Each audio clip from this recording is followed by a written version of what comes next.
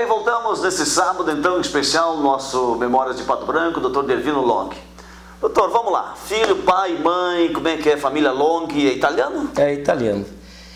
Meus avós vieram da Itália, meus pais nasceram aqui no Brasil, são brasileiros. Eu nasci em Vacaria, eles moravam lá. Gaúcho? Gaúcho. E vieram para Campos Novos, interior, e depois residiram um longo tempo em Curitibanos. Hoje, meu pai é falecido, minha mãe também, mas eu tive uma educação através dos ensinamentos que eles me deram e de quem eu tenho um maior orgulho de ter recebido, então, aqueles ensinamentos. E uma família de quantos irmãos? Nós éramos em 10 irmãos. 10 irmãos? E eu... Tradicional família italiana? Muitos filhos, né? Da polenta também ou não? Da polenta, do formaio, do toccio. Até parlam porque tem italiano? Polito, tudo. Sem dúvida, né? Que bacana. E qual é a profissão dos pais? Meu pai, ele era madeireiro, na verdade, né? Ele era um industrialista que começou a sua atividade com um moinho e uma serraria lá no interior de Vacaria. Lá em Vacaria. E depois então veio moinho de pedra. Moinho de pedra, aquele antigo. Fez muita farinha. O pessoal vinha a cavalo, trocava... Hoje, em Independência, se estiverem lá me ouvindo, há moradores lá, várias famílias, Tafarel, Tamanho e outras, que disseram eram da mesma região. Que eram da mesma região e que conheceram meus pais e que também, menino, eles teriam lembranças. O que o senhor lembra dessa infância do moinho? Na verdade, muito pouco, porque eu devo ter saído de lá com 4 ou 5 anos, né? E daí eu vim para o interior de Campos Novos, né? Hoje município, Brunópolis, né? Naquela época, Marombas, né? Marombas. Um rio, né? E viemos para uma localidade que depois passou a se chamar Vila Long. Né? Vila Long, de tanto long que tinha. De tanto long que tinha. Eu acredito que isso deve ter influenciado. Long italiano pode ser espichado, né? Long é plural de compridos. Comprido. Né? Embora a minha estatura não condiga. Não condiga, né? com o sobrenome.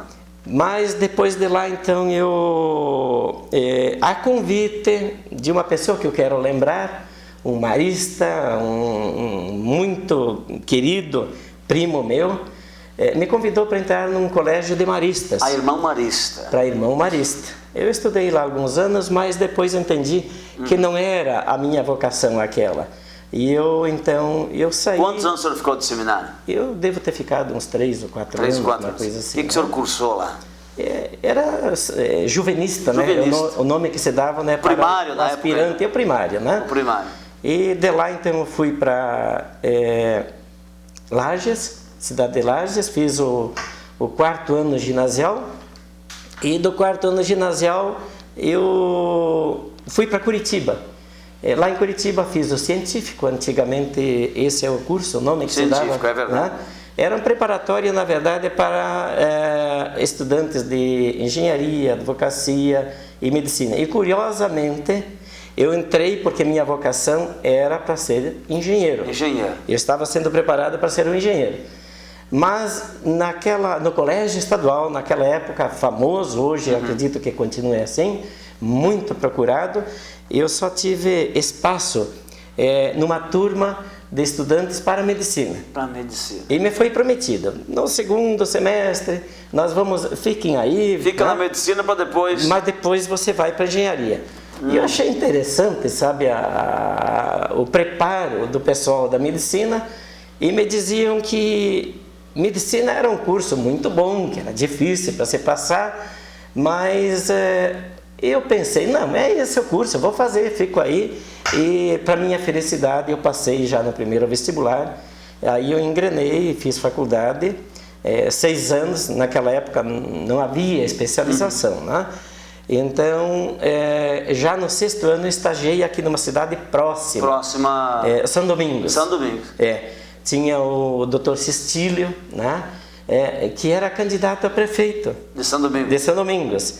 Aí eu substituí 15 dias. Às vezes eu até penso, eu acho que a picadinha foi lá. Foi lá.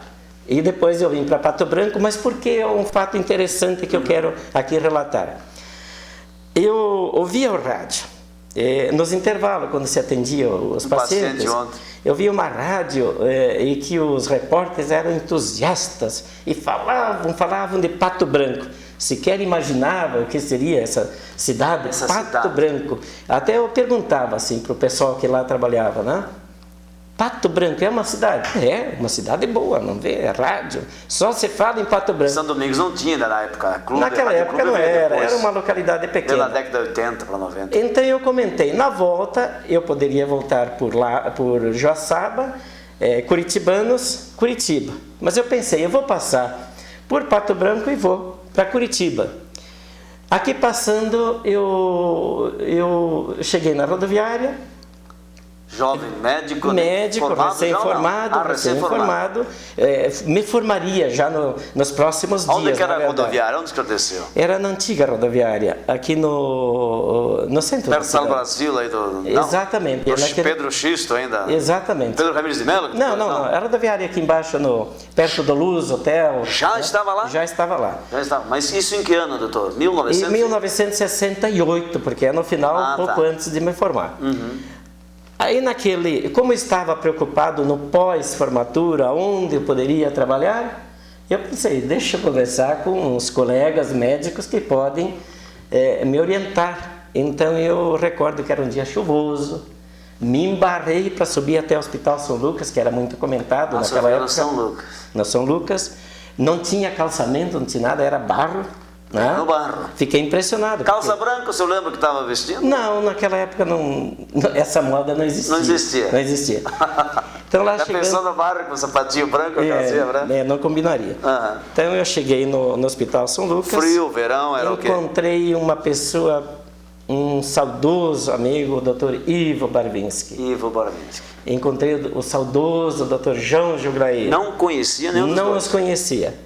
Então eu perguntei e o doutor Ivo me disse, mas olha, que beleza, você veio na hora certa. Tem uma localidade aqui chamada Bom Sucesso do Sul. Nossa. Eles estão precisando de médico lá, né? Ótimo. Não tem problema nenhum, eu disse para ele, não vou atrapalhar ninguém, não vou ocupar o lugar de ninguém. Não, o médico que estava lá saiu. Então quem se você era o quiser... médico que estava, seu nome? Eu não me recordo, era um tal de Dums, seria um médico alemão, eu não tenho bem certeza assim, depois nunca mais ouvi. Dr. Dums, Bom Sucesso deve lembrar deste nome, né? Então lá chegando, o pessoal me recebeu até com entusiasmo, porque queriam que ali chegasse um profissional. Aí eu trabalhei 2 meses, mas eu estava sozinho. Como é que era lá? Onde é que o senhor ficou? Foi não terrível. Tinha hotel, não tinha nada? Não tinha, muito pouca coisa. Mas eu já, se não estou equivocado, me hospedei já no hospital. No hospital? Esse da entrada que está até hoje ali? Não. Era um hospital de madeira que hoje eu acredito que depois queimou, na verdade, né? Pegou fogo. Queimou.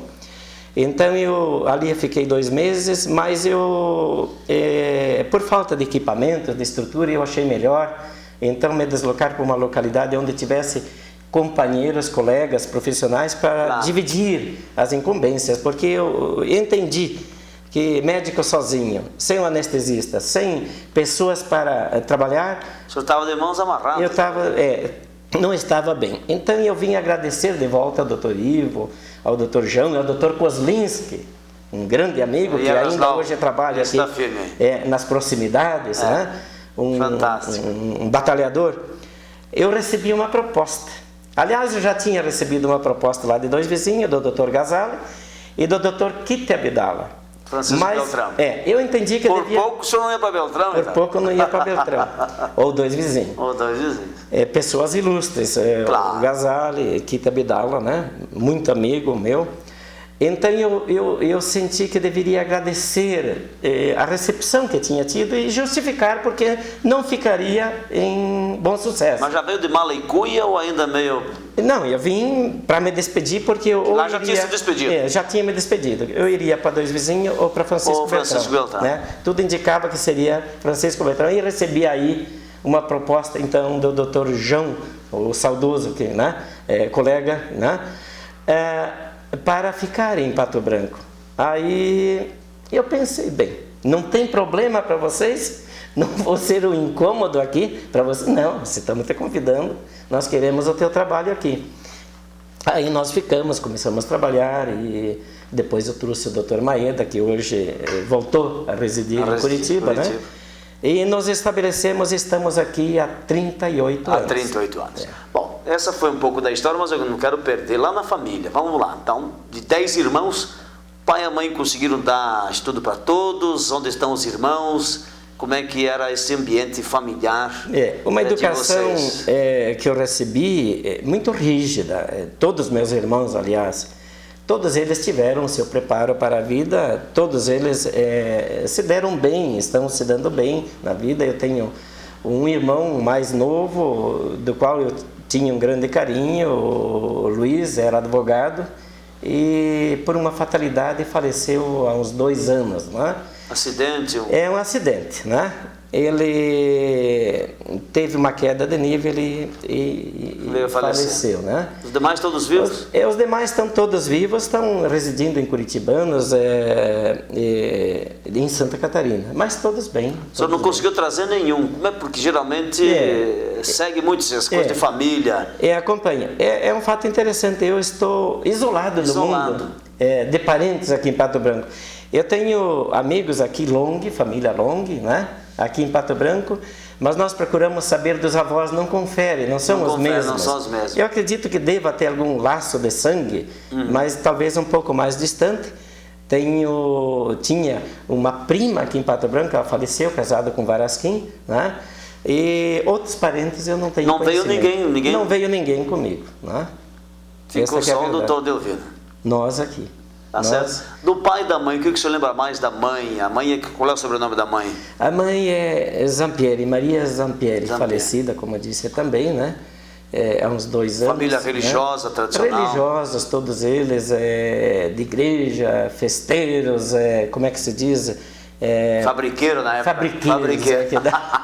Assim o nome, né? Era fabriqueiro. E a lembrança que eu tenho do convívio que tive com eles, que eu devia ter vocação no início para padre ou para marista, porque eu fui muitos anos sacristão. Sacristão. É? Coroinha. Então, coroinha. No tempo que o padre rezava e nós... Experimentava o vinho do padre ou não? Não, eu acho que não tive essa oportunidade. Mas passou vontade? Passei alguma vontade. Não tinha, também fui, né? Sem dúvida nenhuma. Eu no seminário eu tomei muito vinho do padre. Do tempo que o padre rezava a favor do altar... Ah, o senhor pegou no tempo do latim? Do latim. E que nós tínhamos que levantar a batina e tocar a campainha.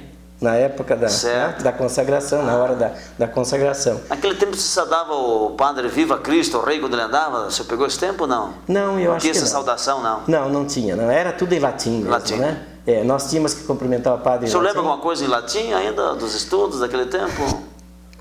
Se eu me esforçar, eu talvez lembrasse assim de rezar alguma coisa. E como eu estudei no colégio marista, eu acredito que mais francês. Mais francês, os padres. Porque os padres maristas eram... Marcelino Champagnat, né? Marcelino Champagnat, hoje santo. Santo, né? Marcelino. De quem eu sou um devoto. O senhor é devoto do... Sou do Marcelino Manteve Champagnat. Essa devoção. Eu sempre mantive Marcelino Champagnat. E procurei sempre ter laços de amizade com a família marista, né? O senhor continuou esse... porque eu digo que a orientação, a educação que me deram foi muito importante. Não sai da vida da marca, Não sai. Foi uma marca, pregavam a ética, a postura, a disciplina. A disciplina. Né? Era um ensino, que eu dizia assim, militar. Né? Era tudo com muita segurança, com muita ordem, com muita determinação. Formavam caráteres, na verdade. Né? Eu acredito que hoje eles continuam fazendo essa pregação. Formando pessoas. Porque, aliás, o mundo está sentindo que precisa disso hoje, né, doutor? Eu acredito que sim, falta formação de pessoas, né? De pessoas com essa postura, com firmeza de caráter. Isso, sem dúvida, maristas e outros padres e pastores, todos eles, o objetivo principal é formar pessoas, e isso é importante.